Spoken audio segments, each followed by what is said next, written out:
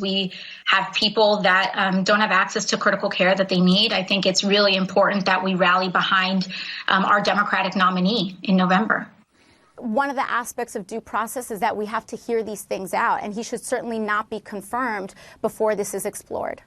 So you think that, and do you think an anonymous accusation is enough? You know, I think right now, just the stakes are too high when it comes to another 4 years of Trump. My community especially has been so impacted, and it's, you know, for a lot of communities, this is an issue of life and death. When we talk about process and due process and justice, it must center on the victim. I cannot say what should be done and what should not be done, because what we need to make sure is that there is due justice for the victim in this case.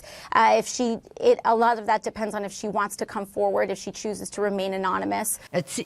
We're here to stand in support of Dr. Christine Blasey Ford and to applaud her courage as she prepares to tell her story.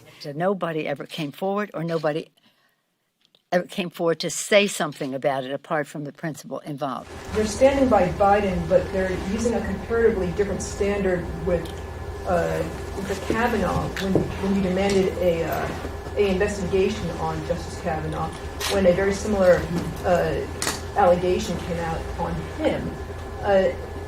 Well, let me just say, I respect your question, and I don't need a lecture or a speech. What's happening here has lifetime impacts. The crimes themselves, the allegations that have been made are about offenses that have a lifetime impact, and a person whose name is putting forth for a lifetime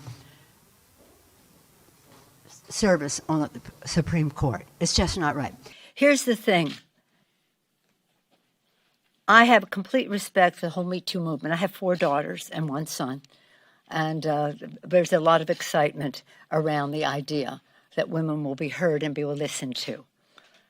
There is also due process, and the fact that Joe Biden is Joe Biden.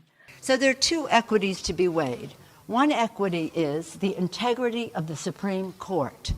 The other equity to be weighed is the respect that we have for women when they come forward. Neither of those equities is well served by the process the Republican leadership in the Senate has put forth.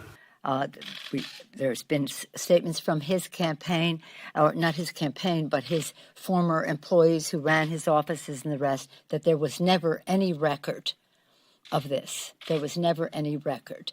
And that nobody ever came forward, or nobody ever came forward to say something about it apart from the principal involved. Instead of asking questions, the Republican leadership fears the truth. Instead of coming, when they're having a hearing, instead of asking an act of cowardice, the Republican,